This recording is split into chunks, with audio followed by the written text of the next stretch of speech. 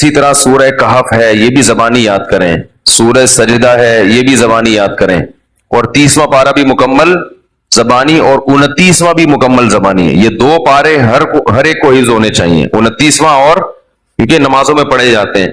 29واں 30واں مکمل یاد کر لیں، سورہ یاسین یاد کر لیں، سورہ ملک یاد کر لیں، اور سورہ کہف یاد کر لیں، سورہ سجدہ یاد کر لیں. سمجھ رہے ہیں؟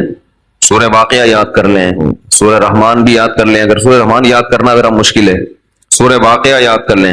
تو یہ چند صورتیں آپ یاد کریں گے نا، تو اس کا فائدہ کیا ہوگا کہ تہجد میں آپ لمبی نماز پڑھ سکتے ہیں. دیکھو سورہ کہف جمعے کے دن فضیلت ہے نا، تو وہ جمعے کی رات کو تہجد میں پڑھ لو سورہ کہف، فضیلت بھی حاصل ہو جائے گی اور نماز کا ثواب بھی مل جائے گا. جن لوگوں کو قرآن کا حصہ یاد نہیں ہوتا وہ تہجد لمبی رکعتیں پڑھ ہی نہیں سکتے. وہ علم طرح سے بس پڑھتے رہیں گے، رکوع کریں گے پھر اٹھیں گے. تو وہ تہجد میں جو ہے نا کچھ اپنا سینے میں اتنا قرآن محفوظ رکھنا چاہیے تاکہ کبھی انسان کی طبیعت میں نشاط ہوتا ہے، وہ لمبی نماز پڑھنا چاہتا ہے تو پڑھ سکے. وہ سمجھ رہے ہیں؟ 30واں پارہ ہے، ایک پارہ تہجد میں پڑھ لیں مکمل 30واں پارہ. تو یہ تھوڑا تھوڑا روزانہ قرآن مجید یاد کیا کریں. کیا ہو گیا بھائی؟ روزانہ آج سے عزم کریں کہ ہم روزانہ قرآن کا بے شک کچھ نہیں 4 لائنیں زبانی یاد کر لیں گے. ایک صفحے 15 لائنوں والا قرآن لے لیں، کیونکہ زیادہ تر حافظ میں نے دیکھے 15 لائنوں کے، ایک ہی ہمیشہ یاد. جب بھی قرآن حفظ کرنا ہے نا تو ایک ہی جیسے قرآن سے حفظ کرنا ہے، ورنہ بہت کنفیوز ہو جائیں گے. بھائی قرآن جو چھپتے ہیں نا ان میں کچھ 15 لائنوں والے ہوتے ہیں، کچھ 16 لائنوں والے ہوتے ہیں. کوئی سورت 15 لائنوں سے یاد کر لی، کوئی 16 سے، بہت کنفیوز ہو جائیں گے. پوری زندگی ایک جیسے قرآن سے ہی پھر پڑھا جاتا ہے. تو آج سے یہ ہمت کر لیں، جتنے لوگ فیس بک پہ بھی سن رہے ہیں، نیٹ پہ بھی سنیں گے، آپ لوگ بھی جو موجود ہیں، روزانہ قرآن کی 3-4 لائنیں زبانی یاد کرنی ہے ان متعین صورتوں کی. 3-4 زیادہ بوجھ نہ ڈالیں اپنے اوپر ورنہ مایوسی ہو جاتی ہے. تو اس میں بڑی برکت ہوگی، 1-2 سال میں بہت ساری صورتیں یاد ہو چکی ہوں گی. میں نے جو قرآن مجید حفظ کیا ہے نا تو میرا حفظ کرنے کا شروع میں ارادہ نہیں تھا، میرے پاس ٹائم ہی نہیں تھا. اللہ تعالیٰ میرے بڑے بھائی کو جزائے خیر دیں، وہ حافظ قرآن ہے. ہم نے کسی الگ سے قاری سے نہیں پڑھا، اپنے بڑے بھائی سے ہی پڑھا ہے. تو وہ ہمیں روزانہ سب بہن بھائیوں کو لے کے صبح بیٹھ جاتے تھے فجر کے بعد، اور ہمیں انہوں نے پڑھانا. قاعدہ تو میرے والد صاحب نے پڑھا دیا تھا، نورانی قاعدہ، اور کچھ دعائیں یاد کرا لی. باقی بڑے بھائی نے پھر قرآن پڑھانا شروع کیا. تو جب میرا قرآن ختم ہوا تو انہوں نے کہا کہ اب کچھ صورتیں یاد کر لو. تو مجھے سورہ کہف یاد کرا دی. تھوڑی صبح دے بیٹھتے تھے 15 منٹ 20 منٹ آدھا گھنٹہ روزانہ، باقی پھر اسکول جانا ہے، باقی کام ہوتا، بس روزانہ اتنی دیر بٹھاتے تھے. تو وہ روز تھوڑی صورتیں یاد کر کے بہت ساری صورتیں یاد ہو گئیں. تو پھر مجھے حفظ کرنے کا شوق پیدا ہو گیا، یار جب اتنی ہو گئی تو پورا یاد کرو قرآن. تو میں نے بہت تھوڑے سے عرصے میں طلب علمی کے دوران الحمدللہ حفظ مکمل کیا ہے، پڑھائی کے دوران. تو ایک دفعہ ذوق پیدا ہو جائے گا نا تو پھر خود مزہ آئے گا، خود لطف آئے گا اس میں. تو سورہ کہف بھی مشہور سورت ہے جو پڑھی جاتی ہے. نبی صلی اللہ علیہ وسلم نے فرمایا جو سورہ کہف کی جمعے کو تلاوت کرے گا، جمعے کی رات کو بھی کر سکتے ہیں تلاوت، ایک روایت میں جمعے کی رات کا بھی تذکرہ ہے. تو آپ نے فرمایا کہ وہ دجال کے فتنے سے محفوظ رہے گا. کہف عربی میں کہتے ہیں غار کو. اس میں 2 بلکہ 3 واقعات ہیں، 2 تو بڑے ہی دلچسپ ہیں. پچھلی قوموں میں چند نوجوان تھے جو ایمان لے کر آئے. جو کیا کیا انہوں نے؟ لیکن جس ملک میں وہ رہتے تھے وہاں کا بادشاہ بڑا ظالم تھا، وہ ایمان والوں کو زندہ رہنے نہیں دیتا تھا. تو ان نوجوانوں نے مل کے یہ کہا کہ ہم یہاں رہ کر اپنے ایمان کی حفاظت نہیں کر سکتے، ایمان ظاہر کریں گے یہ ہمیں مار دیں گے، تو ہم اس ملک کو چھوڑ کر کہیں نکلتے ہیں. یہ بڑی قربانی ہوتی ہے اپنا ملک چھوڑ دینا اللہ کے لیے. ہمیں چھوڑنے کی ضرورت اس لیے نہیں ہے کہ ہم چھوڑ کے جائیں گے کہاں، یہ بڑا مسئلہ ہے نا. تو ہم یہیں رہ کے دین پر عمل کریں، اور الحمدللہ اللہ کا شکر ہے اتنا ہے کہ جو کرنا چاہے تو عمل کر سکتا ہے. تو انہوں نے کہا کہ اب ہم کیا کرتے ہیں، یہاں سے نکلتے ہیں. اب اللہ نے دیکھو ان کے ساتھ کیسی رحمت کا معاملہ کیا. اصل میں یہود و نصارہ اس واقعے کو جانتے تھے، تو وہ نبی کی نبوت کا امتحان لینے کے لیے انہوں نے نبی سے یہ واقعہ پوچھا کہ اصحاب کہف کا کیا واقعہ ہے. یہود و نصارہ تو جانتے تھے، ان کی آسمانی کتابوں میں بھی تھا، تاریخ سے بھی نقل ہوتا چلا آ رہا تھا نا، بڑا دلچسپ واقعہ تھا. تو یہ چیزیں تو پھر سینہ بسینہ نقل ہوتی ہیں. لیکن یہ واقعات مشہور تھے مدینہ میں جہاں یہود و نصارہ رہتے تھے. اہل مکہ کو ان چیزوں کا علم نہیں تھا. تو انہوں نے نبی کا امتحان لینے کے لیے پوچھا کہ اصحاب کہف کا کیا واقعہ ہے. تو اس پر اللہ تعالیٰ نے سورہ کہف نازل کی اور بتایا انہم فتیۃ آمنوا بربہم، چند نوجوان تھے جو اپنے رب پر ایمان لائے۔ اکثر توبہ کی توفیق جوانی میں ملتی ہے، چاہے گناہوں سے توبہ کرنی ہو یا کفر سے توبہ کرنی ہو۔ میں نے بوڑھوں کو بہت کم دیکھا اسلام قبول کرتے ہوئے، بلکہ دیکھا ہی نہیں۔ جتنے میں نے غیر مسلم مسلمان ہوتے ہوئے اپنی زندگی میں دیکھے ہیں وہ سب کیا ہوتے ہیں؟ جوان، حالانکہ اس وقت مزے اڑانے کی عمر ہوتی ہے۔ پتہ یہ چلتا ہے کہ جوانی میں توبہ آسان ہے، بڑھاپے میں توبہ مشکل۔ کیوں؟ جوانی میں جیسے گناہوں کا جوش ہوتا ہے تو گناہ سے بچنے کا جذبہ بھی جوانی میں ہی پیدا ہوتا ہے، کیونکہ جوش کا ہونا ضروری ہے گناہ کے لیے بھی اور توبہ کے لیے بھی۔ کیا ہو گیا بھائی ایک آگ بھڑکتی ہو نا جسم میں، گناہ کی بھی آگ بھڑکتی ہے اور گناہ سے توبہ کے لیے بھی جذبہ چاہیے۔ بڑھاپے میں جذبات کیا ہو جاتے ہیں؟ ٹھنڈے، نہ گناہ کا وہ جذبہ رہتا ہے اور نہ گناہ سے توبہ کا وہ جذبہ رہتا ہے، لہذا نیوٹرل ہو جاتا ہے۔ بس جس حال میں جوانی گزاری اسی میں رہتا ہے، کہتا ہے چھوڑو اب کیا توبہ کرنی، بس آرام سے مجھے زندگی گزارنے دو، مرنے دو آرام سے، چاہے وہ کفر کافر ہو یا گناہ گار ہو۔ اس لیے یہ نہیں کہ بڑھاپے میں توبہ قبول نہیں ہے، قبول تو بڑھاپے میں بھی ہے، مگر بڑھاپے میں توبہ کی توفیق ملتی نہیں ہے۔ تو اس لیے جوانی میں ہی توبہ کر لو، اور اسی سال کر لو، اور اسی رمضان میں کر لو، اور اسی اعتکاف میں کر لو، اور ابھی کر لو۔ شیطان کہے گا کل عید کے بعد کروں گا، پہلے 2-4 فلمیں دیکھوں گا عید کے بعد جو نئی نئی ریلیز ہوں گی ہیں، اور پھر جو ساری مستیاں اپنی پوری کروں گا، نکالوں گا، مزے اڑاؤں گا، پھر کیا کروں گا؟ تسلی سے آخر میں توبہ کر لوں گا۔ جس نے یہ سوچ کے توبہ کو ڈیلے کیا، مؤخر کیا، اس سے بڑا بے وقوف دنیا میں کوئی نہیں ہے۔ ایسا نہیں ہوتا، کرنی ہے تو کرو ابھی، اللہ تعالیٰ توبہ کی توفیق دے۔ آج رات اٹھ کے نا اللہ سے خوب گڑگڑا کے مانگے، اللہ جتنے گناہ تھے ہم نے چھوڑ دیے، بس ہمت کرو، ہمت کے بغیر دنیا میں کچھ بھی نہیں ہوتا۔ تو ان نوجوانوں نے کیا کہا بھائی؟ ہمت کرتے ہیں۔ فتیہ، قرآن کیا کہہ رہے ہیں؟ نوجوان تھے، فتن کی جمع فتیہ آتی ہے۔ تو انہوں نے کہا کہ بھائی وَإِذِ اعْتَزَلْتُمُوهُمْ وَمَا يَعْبُدُونَ إِلَّا اللَّهَ فَأْوُوا إِلَى الْكَهْفِ، چلو یہاں سے بھاگ کے کسی غار میں پناہ لیتے ہیں، وہاں جا کے سوچیں گے کہ کل کرنا کیا ہے، اگلا پلان کیا، ابھی تو یہاں سے نکلو، یہاں رہ کے کچھ نہیں ہو سکتا۔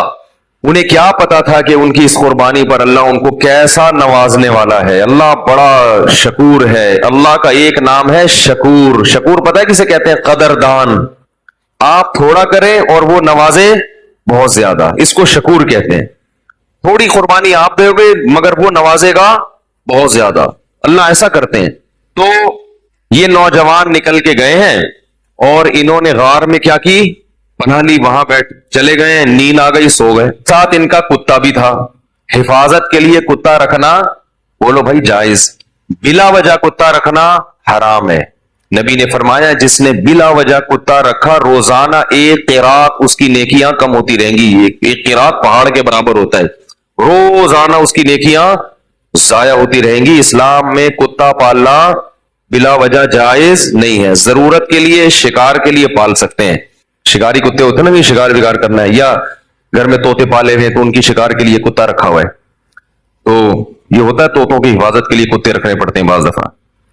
تو لیکن کتے کو بتا دیں کہ صرف طوطوں کی حفاظت کے لیے، لوگ کتا پالتے ہیں ڈاکوں سے حفاظت کے لیے، اس کو بتاتے نہیں ہے، وہ ہر ایک کو کاٹنا شروع کر دیتا ہے۔ تو وہ اپنا کتا بھی ساتھ لے گئے حفاظت کے لیے کہ بھائی کہیں پہرے وہرے کا کام آئے گا۔ تو غار میں ان کو نیند آئی اور کتا کہاں بیٹھا ہوا ہے؟ غار کے کنارے پہ، وہ حفاظت کے لیے بیٹھا ہوا تھا کہ بھائی کوئی آئے گا تو بھونک کے ان کو بتائے گا بھائی بندہ آیا ہوا کوئی۔ تو اب جو ہے قرآن کہتا ہے کہ ہم نے ان پہ نیند کو مسلط کر دیا، سو گئے۔ وَلَبِثُوا فِي كَهْفِهِمْ 300 سِنِينَ وَازْدَادُوا 9 309 سال سوئے ہیں۔ کتنے؟ 309 سال۔ وَنُقَلِّبُهُمْ ذَاتَ الْيَمِينِ وَذَاتَ الشِّمَالِ، اگر انسان ایک ہی پہلو پہ لیٹا رہے نا تو زمین کھا جاتی ہے اس کو، تو اللہ فرماتے ہم ان کو کروٹیں بھی دلاتے رہے۔ وَتَرَى الشَّمْسَ إِذَا طَلَعَتْ تَزَاوَرُ عَنْ كَهْفِهِمْ ذَاتَ الْيَمِينِ وَذَاتَ الشِّمَالِ وَإِذَا غَرَبَتْ تَقْرِضُهُمْ، جب سورج نکلتا تھا تو وہ بھی کترا کے نکلتا تھا، روشنی جائے گی مگر تیز دھوپ نہیں جائے گی، تاکہ سورج کی جلن، سورج کی کرنیں ان کی اسکن کو خراب نہ کریں۔ اور اللہ فرماتے ہیں 309 سال تک کتا جس انداز میں بیٹھا رہا ہے لو اطلعت لولیت منہم رعبا ولملئت منہم فرارا. وہ کیا ہے؟ لو اطلعت علیہم لولیت منہم فرارا ولملئت منہم رعبا، کہ تم اس کتے کو دیکھتے تو روب کی وجہ سے وہاں سے بھاگ جاتے. اللہ نے کتے پر ایسا روب ڈال دیا کہ کوئی بھی اس کے قریب پٹک نہیں سکتا، تاکہ ایسا نہ ہو کہ 309 سال میں ظاہر ہے کتنے لوگ یہاں سے گزریں گے غار میں جا کے ان کو نقصان نہ پہنچائے. تو کتے کی ایسی وحشت. 309 سال کے بعد اللہ نے ان کو اس دوران کیا ہوا؟ وہاں حکومت کا کیا ہو گیا؟ بادشاہ مر گیا، پوری رعایا تبدیل ہو گئی. کوئی نیک بادشاہ آ گیا اس ملک میں جو توحید پرست تھا اور نیک لوگوں کی قدر کرتا تھا. پوری رعایا تبدیل ہو گئی، حکومت تبدیل ہو گئی 309 سال میں. تو یہ 309 سال کے بعد سو کے اٹھے ہیں. اب پریشان ہے کہ یار ہم کتنا سوئے ہیں. کسی نے کہا کہ ہم 24 گھنٹے سوئے ہیں، کسی نے کہا کہ نہیں بھائی آدھا، کیونکہ یہ تو سوچ ہی نہیں سکتے تھے نا اتنے 100 سال تک ہم سوتے رہے. تو ایک نے کہا کہ اللہ ربکم اعلم بما لبثتم، اللہ کو پتا ہے بھائی کتنا سویا. چھوڑو اس بحث میں کیا پڑھنا، 24 گھنٹے یا آدھا دن یا ایک دن، چھوڑو کیا کرنا اس بحث. تو ایسا کرو فبعثوا بورقکم هذه الى المدینہ. کیا ہوا بھائی؟ فبعثوا بورقکم هذه الى المدینہ، یہ سکہ رائج الوقت لے کے جاؤ. کیا کرو؟ سکہ رائج الوقت. یہ رائج الوقت میں خود لگا رہا ہوں کیونکہ آج کسی کا نکاح پڑا ہے نا جمعے میں، اس میں لکھا تھا 1,00,000 روپے سکہ رائج الوقت. تو یہ پرانی اصطلاحات پتہ نہیں لوگ کیوں استعمال کرتے ہیں بھائی. رائج الوقت ہی ہے اور کیا ہوگا. بیوی رائج الوقت ہے، دولہا رائج الوقت چل رہا ہے، تو سکہ بھی کون سا ہوگا؟ رائج الوقت ہی ہوگا. تو انہوں نے کہا کہ یہ سکے لے کے جاؤ، کرنسی لے کے جاؤ. فَلْيَنْظُرْ أَيُّهَا أَزْكَىٰ طَعَامًا، اور دیکھ کر آؤ کون سا پاکیزہ کھانا ہے. کیونکہ غیر مسلم ریاست ہے، حلال ملنا، اس سے پتہ چلتا ہے کہ غیر مسلم اسٹیٹ میں رہنا بڑا مشکل کام ہے. لوگ یورپ امریکہ میں جا کے جو آئے کھا لیتے، کہتے بسم اللہ پڑھ کے کھا لو، یہاں کیا حلال حرام، اتنا مشکل کام ہے. نہیں، آپ کو تحقیق کرنی پڑے گی. غیر مسلم ملک میں گوشت کھانا آپ کے لیے حلال نہیں ہے جب تک کہ یقین نہ ہو کہ یہ حلال طریقے سے ذبح کیا گیا ہے. اور محض حلال کا ٹھپا کافی بولو یار نہیں ہے. کہتے اس پہ حلال کا ٹھپا لگا. حلال کا ٹھپا لگانے میں کتنے ٹائم لگتا ہے. لوگوں نے مہرے بنا کے رکھی ہوئی، حلال لکھا ہوا ہے ہر چیز پہ. سور پہ بھی ٹھپا لگا رہے ہیں حلال.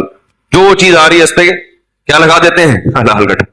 جو بھی ان ملکوں میں رہتے ہیں ان کی ذمہ داری ہے کہ چکن کھا رہے ہیں، بکرا کھا رہے ہیں، جا کے پہلے تحقیق کریں کہ اس کمپنی میں حلال ہے بھی یا نہیں ہے. مشینی ذبیحہ ہماری تحقیق میں حلال نہیں ہے. قرآن میں صاف ہے کہ جس جانور پر اللہ کا نام نہ لیا جائے اسے کھانا جائز نہیں ہے. اور نام لینے کا مطلب انسان نے نام نہ لیا ہو. مشین کا نام لینا کافی، مراد یہ کہ انسان اس پہ نام لے.